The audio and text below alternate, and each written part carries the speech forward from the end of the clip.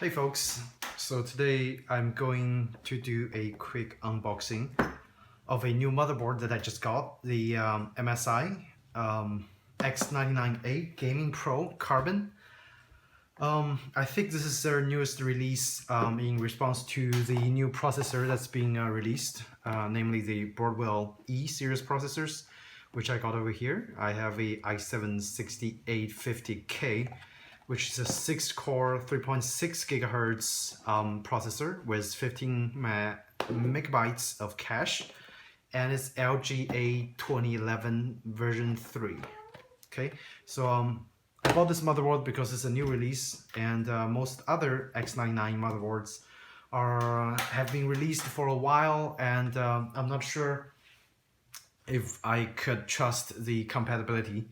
And especially the new ones actually came with M.2 slot, so I can actually put my newly bought Samsung 950 Pro M2 series SSD onto the motherboard. But this video is only going to be unboxing for the MSI X99A Gaming Pro. You can see other unboxings for some of the parts that I've bought with the CPU purchase in another video that I'm going to be putting up very soon. And as well as a really nice Noctua NH-U14S that they've released recently. The U series actually have better performance according to a lot of reviews than their original D series of the D14 and D15 CPU coolers. So keep an eye for the unboxing for that, and let's get started. Okay, and of course the motherboard packaging, it's very well made. The printing, it's a higher grade printing. It's a matte finish, and of course it features the RGB LED lighting, of course support for X99 chipset and Intel Broadwell E series newest release 2011 processors. On the side we have some barcodes and specs, and of course on the back it's kind of flashy. Let's go through all the graphics. So basically it supports DDR4, steel armor, which means the side of the memory slot is reinforced, and M2 steel armor, so the M2 slot, the M.2 slot is also reinforced, and as well as all the PCI Express lanes, the ×16 lanes. So, and it have a Mystic Light extension, which I'm not sure what it is for. It might be their LED lights that you can pair with this motherboard. Of course, they also have a Turbo U.2 connector, which is supposed to be a upgrade to the M.2 connection.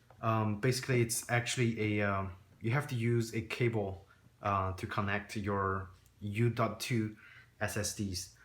But I got the M.2 because it's easier to put on the motherboard, and I don't have to worry about putting that somewhere in my case. And military class latest evolution in high quality components. So I think they have some sort of titanium components integrated onto this motherboard, supposedly give you longer, I guess, longer life span for the motherboard. But in reality, it probably doesn't matter that much. So the Audio Boost 3, I think it's software based, but I'm not entirely sure.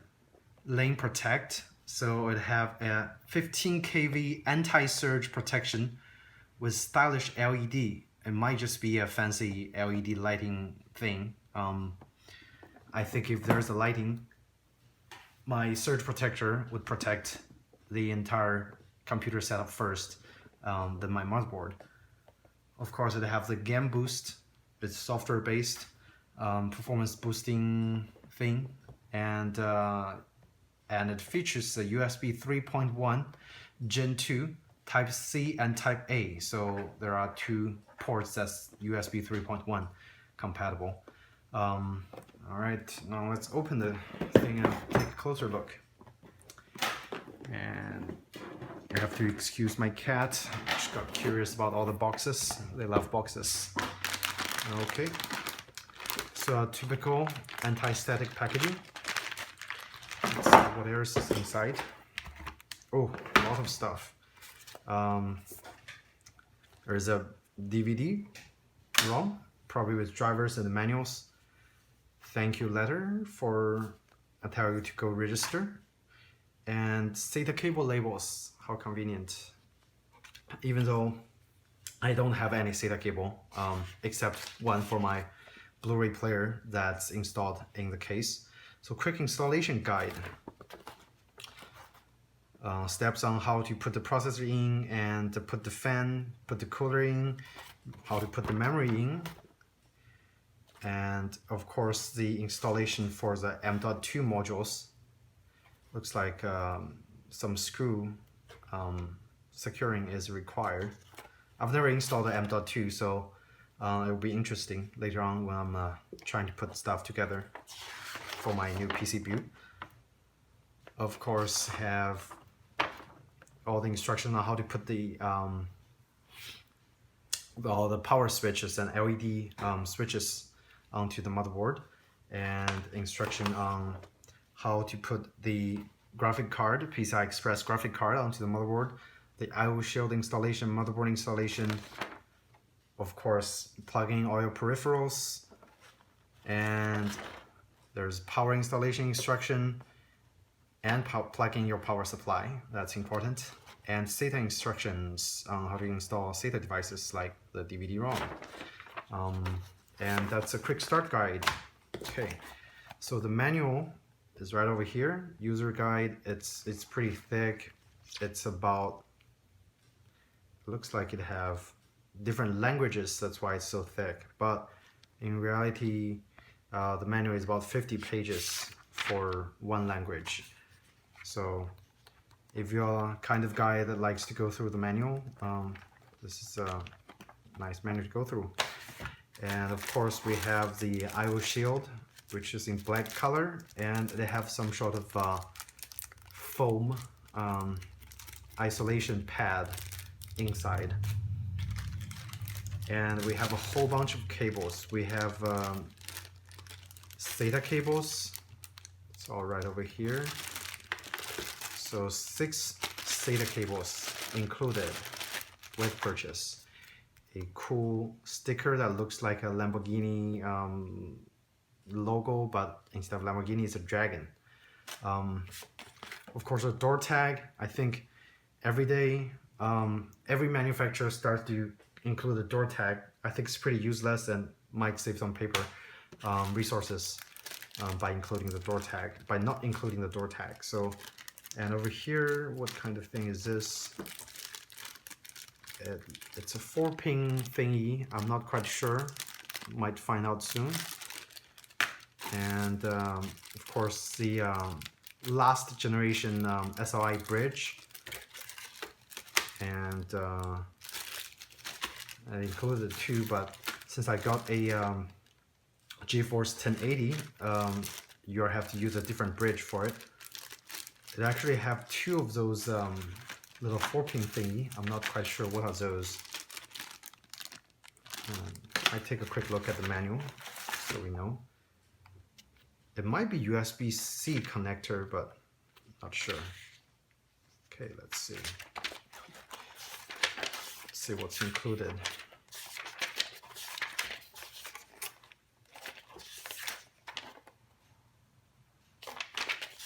Nope.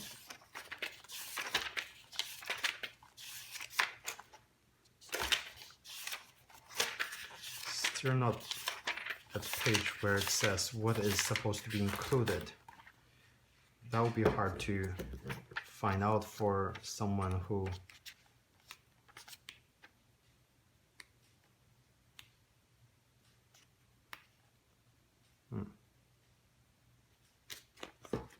Yep, that's weird. The user manual doesn't even say what is included in the package. At least I can't find it. So I have to find out through some other ways. Okay. Nope. Yep. Mysterious cables. Okay. And what are those? It looks like the quick installation pin connectors for all the power switch and reset switch and LED lights. Okay, so we can set those aside and focus on the actual motherboard. Put those away. It's really quite a lot of stuff included with this motherboard, but according to their website, this is a performance level motherboard, so it's one level behind their enthusiast level, but it's up there. So okay, and the box itself is quite heavy. Okay, now let's take a look at the motherboard itself.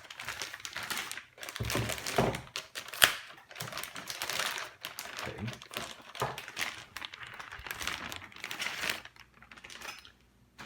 Now here we go, beautiful. I think it features some of the, let's get closer. It features their new whatever carbon fiber looking thingy. Let me find out if it's actual carbon fiber or just plastic. Sorry for the shakiness.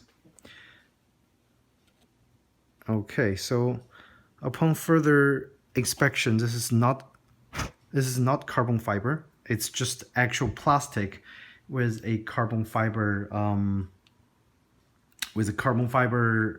like printing texture on it.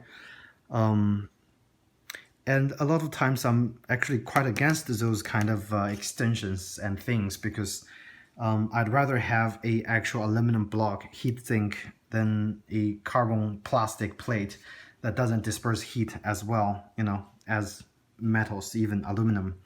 But I think it's a new trend that manufacturers like to use. So this area, the heatsink for the power modules is actually aluminum, and I'm not quite sure why they included a extra layer on top that doesn't disperse any heat. I think hiding behind is actually a LED lighting kind of thing. So yeah, not a big fan of the extra fancy LED lighting and stuff. I'd rather have better heat dispersion. And this is purely plastic, and I'm quite sure there's LED lighting under it. Of course, we have 1, 2, 3, 5, 4, 6, 7, 8 DDR4 memory slots that supports native 2133 and 2400 memory speed. So that is quite nice. So 4 slots, and it's I'm pretty sure it's quad channel. So theoretically, it's best if you have at least 4 sticks inside, but for me, I only bought 2 sticks, and according to most online reviews for the debate between quad channel and dual channel, there's not much difference really. And of course, here's your chipset, the X99 hiding behind. It looks like there's also LED lighting effects integrated into the thing, because you can see there's a transparent plastic plate inside, and that's for diffusing the LED lights. Of course, you see a little LED switch connector over here, so you know it's LED. And over here, yep, there's LED cables over here as well. So of course, PCI slots 1, 2, 3, 4. You have 4. I think it's nice that they actually put the M.2 slots over here, because your main graphic card slot is always going to be occupied, and if you put it under there, it might get really hot. According to some other reviews, the M2, especially the 950 Pro, overheats. It heats up really quickly if you're doing intensive data transfers. So let's see what other we have. Of course, there are 2 SATA slots. That's going vertical, and we have 6 more that's going horizontal. And I think that's the M.2 connection. Sorry, that's the U.2 connection, which utilize the PCI Express ×4 lanes with 32 gigabits transfer speed, something like that. And over there we have the USB 2 connector, and that's USB 3.1 Type-C connector. You can, if your case actually have a connection for it, that's great. You don't have to go through the back of the case a lot of times to access the Type-C slots. That's if your case actually have a Type-C connector in the front. But it's nice to have it over here, future-proof. So there's another USB connection slot. It looks like USB 3, and of course the power connector. There's a fan connector over here. Of course, there's LED indicator for arrow indication and diagnostics. There are a pump fan connector 4-pin, and as well as a system fan connector. And all the fan connectors here is 4-pin, so which means you can use PWM fans for those setup. But it's also 3-pin compatible, so you can just, if you have a 3-pin, directly plug it on there, no problem. And I think the pump fan actually supplies a higher voltage for some of the pump setups, so to support larger fans. And of course, over here on top is your CPU fan connector, and coming through over here. So let's see, of course, all the and that looks like, not quite sure, USB 1 maybe. And I still haven't figured out what that little 4-pin connector is for. And of course, over here we have actually USB 1 connectors, so that might be something else. Okay, there's one more system fan connector over here, and audio connector. So, and what's over here? GT1, not quite sure. And a lot of the network chipset, network card chipset, and audio chipset is hiding under, so not easy to see. But I think what they're referring to as titanium military grade connectors might be hiding the capacitors, I'm sorry, might be hiding under, because there are some capacitors that's a yellowish color, and I know for a fact some titanium components are kind of yellowish, but that's just my guess. I'm not sure where exactly the titanium. Oh, okay, I know where it is. It's those power face thingy. It also has TI on it, so it might have some sort of titanium relation, maybe. Looking on the back, so there's the back of the motherboard. It's like that. And the soldering is quite nice. There's no messy jobs. Everything looks machine soldered, and no complaints over there.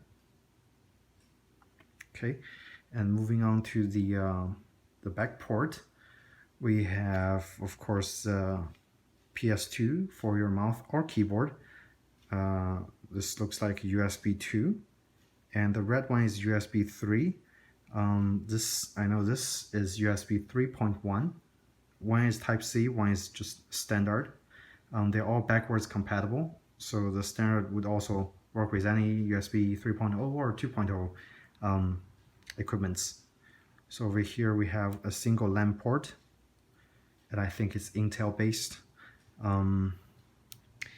And of course the audio jack over here. It's all gold plated, so hopefully there's no buzzing sound when microphone is connected or the speaker is connected. Other than that, there's power button and reset button, and I'm not sure what this is for. It looks like an overclock button, which is interestingly designed. So you see there's actually a knob over here. So I guess you can just rotate to your desired setting and press go. And it might be a canceling function in case you fail. But that's an interesting design. It's the first time I've seen such a design. But of course I haven't changed or upgraded my machine for a while, so everything changed really quick. And basically that is it. The MSI, what's it called? Gaming Pro Carbon X99 motherboard. A quick unboxing. And if you guys have any questions regarding this motherboard, feel free to ask me. I am gonna actually put it in my case, a Define R5 fairly soon. So thank you so much for watching and have a good day.